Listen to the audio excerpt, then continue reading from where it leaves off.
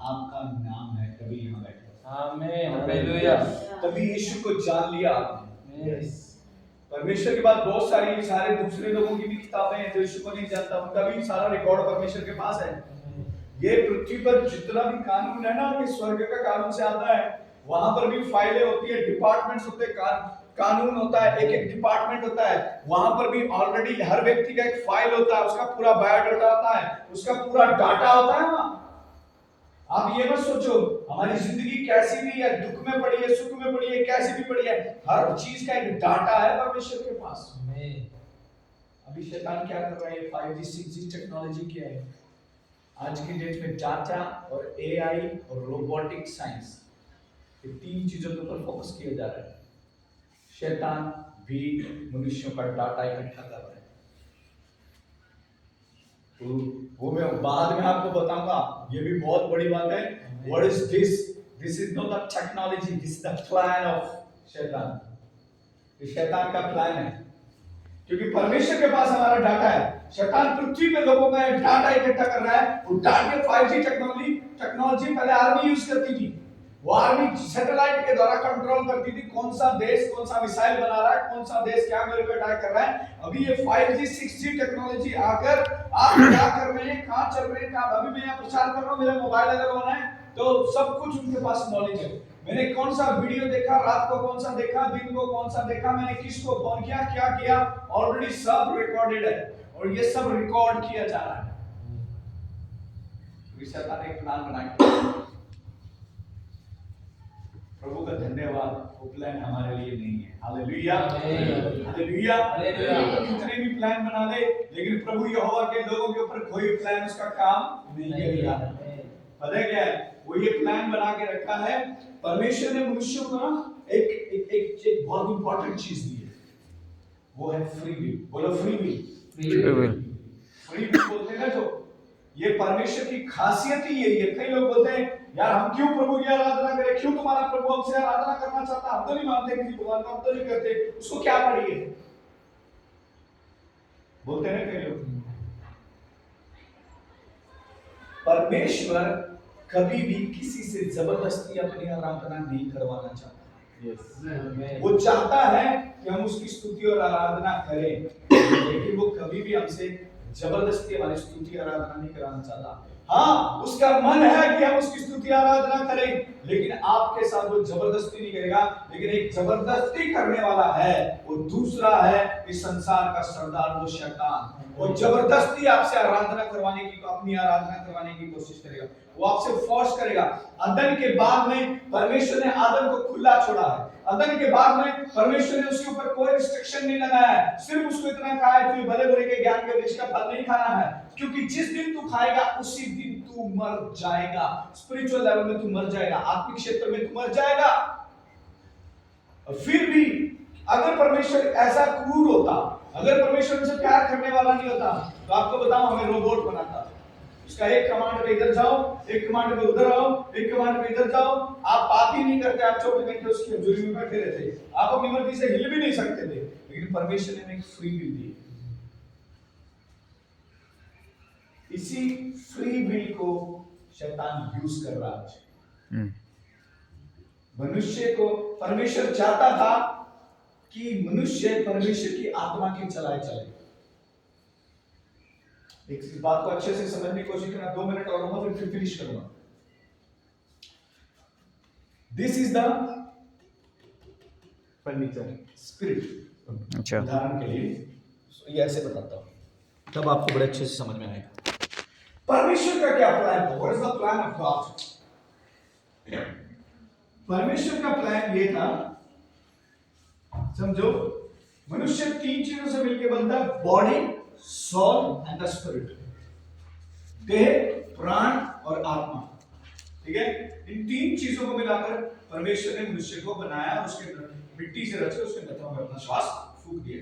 अब कई लोग बोलते हैं वहां पर वो थियोलॉजियन साहब सही नहीं सिखा रहे थे। मैंने उनको बोला नहीं, क्योंकि टीचर है वो। एक्चुअल में प्राण का निर्माण कैसे हुआ, याद रखना ये, क्योंकि थियोलॉजियंस को समझ नहीं आता कि प्राण और सोल एक ऐसे बोलते हैं लोग कई बार, क्योंकि उसको समझने के लिए उनको मुश्किल होता है। पता है, ये बॉडी है, ये स्पिरिट है, स्पिरिट और बॉडी का टकराव हुआ है ना, तब प्राण का निर्माण हुआ। जब आत्मा और शरीर दोनों मिलते हैं तब प्राण आता है। प्राण का मतलब होता है सोचने, समझने और निर्णय लेने की शक्ति, है ना। ये अब परमेश्वर का एक योजना था कि आदम क्या करे, पता है? आदम, ये मानो ये आदम है और ये आत्मा है और ये प्राण है, ये आदम है। सो परमेश्वर चाहता था कि आदम क्या करे? आदम आत्मा के सहारे से चले, आत्मा के चलाए चले, है ना। हमारे पास कुछ सेंसेस होती हैं, हम उनको बाइबल में उसे शारीरिकता बदल गया है। देखना, सुनना, बोलना, छूना, 5 सेंसेस जिसे बोलते हैं। एक और है खाना। इन्हीं चीजें के द्वारा हम दुनिया को अनुभव करते हैं, दुनिया को देखते हैं, इन्हीं आंखों के द्वारा देखते सारी। इसीलिए यीशु मसीह ने कहा जिसकी आंख निर्मल है उसका जीवन निर्मल है, जिसकी आंख दूषित है उसका पूरा जीवन दूषित है। समझ मेरी बात को? तो ये सेंसेस है, ये सेंसेस कहाँ होती है? बॉडी के अंदर होती है, बॉडी के अंदर, बॉडी के अंदर होती है। और ये सेंसेस क्या करती हैं? प्राण को हुक्म देती हैं, प्राण को बोलती हैं ये देखा तो ये सोच विचार आता है, ये किया तो वो आता है, ये करने से वो आता है। सुंदर लड़की देखी तो प्राण के अंदर गंदगी बात आई, सुंदर लड़का देखा तो गंदगी बात आई। गंदे काम देखे तो कहां से? आंखों के जरिए, आंखों की सेंस के द्वारा कहां गया? प्राण के अंदर गया। और फिर वो प्राण क्या कोशिश करता है? वो प्राण क्या करता है? इस हमारी आत्मा को कंट्रोल करने की कोशिश करता है, बॉडी को कंट्रोल करने की कोशिश करता है। समझ रहे मेरी बातों का? एक संसारिक आदमी को कौन चलाता है? उसका शरीर चलाता है। एक संसारिक आदमी को ये प्राण क्या है? ये शरीर और आत्मा के बीच का एक हिस्सा है। ये इसके अंदर निर्णय लेने, सोचने और समझने की शक्ति होती है। और शैतान यहां पर अटैक करता है। शैतान का मेन अटैक है इधर मनुष्य की सोच पे, प्राण पे अटैक करना। समझ रहे मेरी बात को? ध्यान से समझना। अभी आदम के बाद में क्या हुआ है इसको समझना है। कई लोग ज्योलर बोले लिखा नहीं है, लेकिन मैं आपको रियलिटी बताना चाह रहा हूं। शैतान, परमेश्वर ने अपना आत्मा आदम में डाला था और आदम को परमेश्वर की आत्मा के साथ साथ चलना था। जैसा आत्मा कहेगा वैसा चलेगा, जैसा आत्मा अगुवाई करेगा वैसा चलेगा, आत्मा के अधीनता में चलेगा। शैतान ने क्या किया है? यहां से उससे आज्ञा छुड़वा कर परमेश्वर की आत्मा को डिपार्ट कर अपना आत्मा है और आत्मा लाकर उसे पवित्र आत्मा के द्वारा आगे चलना था। अब उस शैतान ने उसको क्या किया? इसके प्राण को करप्ट करके इसको शरीर के द्वारा चलाया। समझ रहे आप? इसी को दोबारा से क्या बोलते हैं? जब बोलते हैं हम जैसे हवा ने फल खाया कुछ नहीं हुआ, जैसे आदम ने खाया एकदम से हो गया। एक्चुअली में हुआ क्या? पवित्र आत्मा उसी में डिपार्ट हो गया, एकदम अलगाव हो गया। उसी को मृत्यु बोलते हैं। मृत्यु का जो मतलब है उसका मतलब है अलग हो जाना। मनुष्य के जीवन में बाइबल बताती है 3 मौत है। एक मौत है आत्मा की मौत, एक मौत है शरीर की मौत और एक है अनंत काल की मौत। समझना? मृत्यु मीन्स अलग हो जाना। अब शरीर में जब हमारा कोई चला जाता है, आप लाख रहो जो मर्जी करो वो वापस नहीं आएगा, मिलेगा नहीं, क्योंकि अब वो हमसे डिपार्ट हो गया, अलग हो गया। उसी को बोलते हैं अब तो ये मिट्टी हो गया, अब ये क्योंकि उसके अंदर से उसका आत्मा निकल गया, अब ये अलग हो चुका है। अभी शैतान की कोशिश ये थी कि जब तक ये पवित्र आत्मा इसके अंदर है मैं तब तक क्या नहीं कर सकता? इसके अंदर अपना स्वभाव नहीं डाल सकता, अपना नेचर नहीं डाल सकता। परमेश्वर का आत्मा क्या करता है? हमें परमेश्वर जैसा बनाता है। और शैतान का आत्मा हमें शैतान जैसा बनाने की कोशिश करता है। ये क्या? इसने क्या करना है? इस प्राण को करप्ट करना है। ये शरीर के सेंस से तू देख, लेकिन पवित्र आत्मा की योजना थी, अच्छी बात सुन ध्यान से, परमेश्वर की एक योजना थी कि मनुष्य आत्मिक सेंसेस को लेके चले। आत्मिक सेंसेस। आज हम शारीरिक सेंसेस को लेके चलना चाह रहे हैं, लेकिन परमेश्वर चाहता था तू आत्मिक सेंसेस, तो आत्मा की आंखों से देखे, आत्मा की बातों से सुन ले, आत्मा की बातों के द्वारा बोले, आत्मा की बातों को छू ले। यीशु मसीह ने वही किया, जिसको देखा जीवन बदल गया। रबा जिसने यीशु के शब्द को सुन लिया उसके हालात बदल गए। जिसने यीशु के हाथों को छू लिया उसकी, क्योंकि वह स्पिरिट किसकी, हॉली स्पिरिट का सेंसेस काम कर रहा है, पवित्र आत्मा की सेंसेस काम कर रही है। क्योंकि यीशु मसीह कौन है? हम बोलते हैं परमेश्वर का पुत्र है, परमेश्वर का पुत्र है, पवित्र आत्मा का पुत्र है। आमीन। इसीलिए उसने उसे एक बात को बोला है, पवित्र आत्मा, ऐसे नहीं कि पवित्र आत्मा मां है, ये कहना नहीं चाह रहा, लेकिन वो गर्भ में कैसे आया है? पवित्र आत्मा की सामर्थ्य के द्वारा आया। आमीन, हालेलुया। अभी उसी को बोलते हैं, तब निकोदेमुस आया यीशु के पास, आकर बोला मुझे क्या करना है? मुझे स्वर्ग के राज्य जाना है, जल और आत्मा से मैं कैसे जाऊंगा? बोला तो ऐसे कर, दोबारा जन्म ले। क्या कर? दोबारा जन्म ले। बोला मैं 80 साल के लिए हो गया, मां के पेट में कैसे घुसूंगा? यीशु के कहने का मतलब था अब तुझे क्या करना है? अभी तो शरीर से तो तू पैदा हो चुका, लेकिन आत्मा से नहीं हुआ, अभी तुझे आत्मा से पैदा होना है। इसीलिए हम बपतिस्मा पिता पुत्र पवित्र आत्मा के नाम से लेते हैं। वो पिता जो परमेश्वर सिंहासन पे बैठा हुआ है, वो पुत्र जिसने मेरे लिए अपनी जान दी है, और जैसे मैं पानी के अंदर जाता हूँ, वो एक पवित्र आत्मा, वो अपने पुराने पापमय शरीर को, पुरानी आत्मा को वहीं छोड़ता हूँ, और पवित्र आत्मा तो अपने मुझे एक नया, जब मैं पानी से बाहर आता हूँ तो मैं आत्मा में आता हूँ। अब आत्मा में आने के बाद उसको क्या करना है? उसको परमेश्वर के वचन के साथ पवित्र संगति करनी है, पवित्र आत्मा की अगुवाई में चलना है। पवित्र आत्मा के, एक पवित्र आत्मा साथ में होता है, एक अंदर होता है, विथ एंड इन। हमें पवित्र आत्मा साथ में भी चाहिए और इन में भी चाहिए। हालेलुया। बहुत सारे लोग पवित्र आत्मा को साथ तो लेके चलते हैं, इनमें नहीं चाहिए, क्योंकि इन आने से ही नया जन्म होता है। तो शैतान की कोशिश भी मनुष्य पाप करे, गंदगी में पड़े, और इन्हीं आंखों के द्वारा आज पूरी दुनिया में इन्हीं सेंसेस के द्वारा अपना काम चालू चला रहा है। गंदगी सुनना, गंदगी बोलना, गंदगी चलाना, गंदा कर, लित्रा काम कर, बुरा कर, भाई को मार, गो कर। कहां पर लिखा? गलातियों की किताब में लिखा है शरीर के काम, यानी कि शरीर ये कर, शरीर करता नहीं है, उसको कौन करवाता है? प्राण। समझ में लग रहा? शरीर क्या करता है? शरीर के काम है, शरीर के अंदर सेंसेस है, शरीर की जो कुछ देखेगा यहां पर माइंड में इफेक्ट करता है। ध्यान से सुनना, प्राण क्या है? सोचने समझने की शक्ति। सब ध्यान से सुनना, बड़ी आपको समझ में आनी चाहिए, क्योंकि जल्दी से आपने जो भी देखा तुरंत आपके माइंड में वो सोच विचार आना शुरू हो जाएगा, और उसी सोच विचार के अनुसार फिर हमारा शरीर हरकतें करना शुरू कर देगा। पहले सेंस दिखाएगी, उसके बाद प्राण में जाएगा, प्राण से फिर वो हरकतें चालू हो जाएंगी। अब प्रभु का आत्मा क्या चाहता है? मसीह व्यक्ति जब नया जन्म पाता है, अभी वो आत्मा से देखेगा, और ये आत्मा की सेंसेस प्राण के अंदर जाएगी, और प्राण फिर शरीर को कमांड करेगा, अब चल। हालेलुया। आपको समझ में आ रहा है?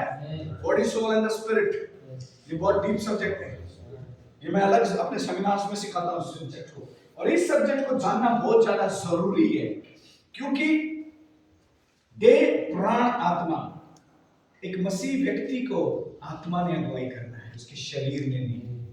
इसलिए हम शरीर के अनुसार चलाए नहीं चलना। यदि आज आप अगर प्रभु में आ गया है, तो अभी अपना मस्तिष्क, अपना बल, अपना बुद्धि, अपना दिमाग मत लगाओ, अभी पवित्र आत्मा पे डिपेंड रहना। इसलिए किताब पूर्णतः परमेश्वर पे भरोसा करना। इसलिए परमेश्वर बार बार चाह रहा था, मैं लीड करूंगा, मैं अगुवाई करूंगा। पुराने नियम में सारे इस्राएलियों को बोलता था, मैं तुम्हारे आगे आगे होकर जाऊंगा, मैं तुम्हारे आगे आगे होकर जाऊंगा। नए नियम में पवित्र आत्मा हमारे आगे आगे होकर जाएगा, हमारी फैमिली में, दुख में, मुसीबत में, हर चीज में वो क्या करेगा? मेरी अगुवाई करेगा। कहाँ रुकना है, कहाँ ठहरना है, क्या बात करना है, क्या नहीं करना, कौन सी संगति में बैठना, नहीं बैठना। भजन संहिता में लिखा है, धन्य है वो व्यक्ति जो पापियों की मंडली में नहीं बैठता, ठट्टा करने वालों के संगति में बैठता है। वो तो यहोवा की व्यवस्था से रात दिन प्रसन्न होता रहता है। आमीन। यहाँ पर मैं समाप्त करता हूँ। आपको एक बात बताना चाह रहा हूँ, मेरे प्रियो, अपने शरीर को पवित्र आत्मा के कब्जे में दे दो। यस, शरीर के चलाए नहीं चलना है, आत्मा के चलाए चलना है, क्योंकि आत्मा जानता है।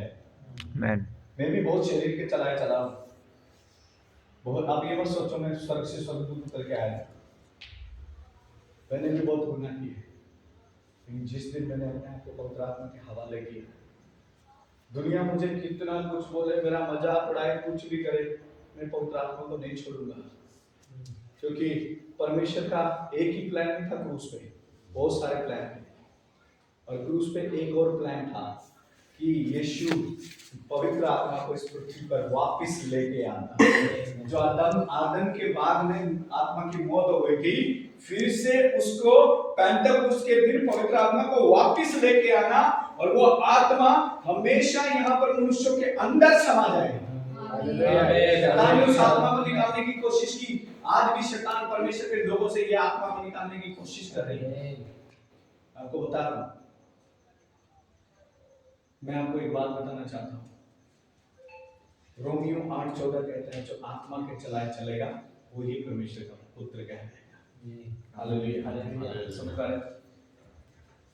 आप कैसे भी सिचुएशन से होके जा रहे हैं, किन भी बातों में होके जा रहे हैं, टेंशन नहीं, आत्मा के चले।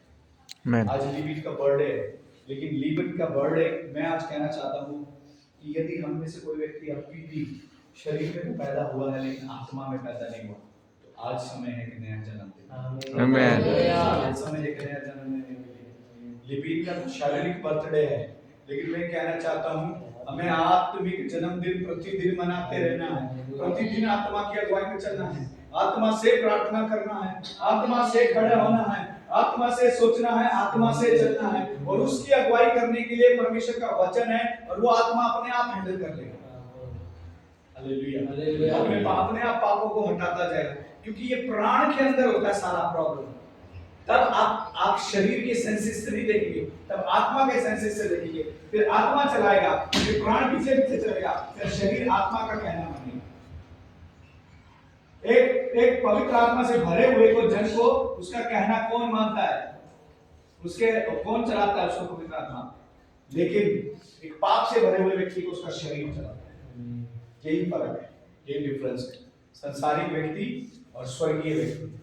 यही फर्क है परमेश्वर का बच्चा होने में, वही फर्क है संसार का बच्चा। हालेलुया। वो भी परमेश्वर के, लेकिन परमेश्वर उनको क्या बनाना चाहता है? अपनी संतान बनाना चाहता है।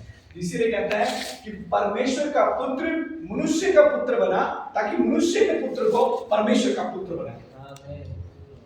आमीन। Praise the Lord. आइए हम यहाँ समाप्त करते हैं, और आज लिबिन का बर्थडे है, ज्यादा टाइम नहीं लेंगे। तुरंत मैं चाहता हूँ लिबिन हमारे बीच में आ जाए, केक भी काटे, और हम छोटा सा प्रार्थना करने जा रहे हैं। मैं चाहता हूँ लिबिन के माता पिता उसके सर पे हाथ रखें, आप भी अपना हाथ उसकी ओर बढ़ाएं, और आज हम उसे आशीष दें। Hallelujah, hallelujah. Please come forward, come जल्दी आ जाओ, समय बहुत ही कम किया से बहुत ही आसी आ जाओ। प्रार्थना से तुरंत केक काट दो, है ना? ठीक है, ज्यादा लंबा प्रार्थना नहीं करना। वैसे सिस्टर मुझे बता, आप शुरू हो गए तो सुबह हो जाएगी। मेरी बात सुनो, मैं आप प्रार्थना करेंगे। मैं आज आपको बताता हूँ, अपने बच्चों के सर पे खुद माँ बाप ने हाथ रखना है, खुद डेली प्रार्थना करना है, पता है? और रोज अपने बच्चों को ब्लेसिंग्स वर्ड्स बोलना। बच्चे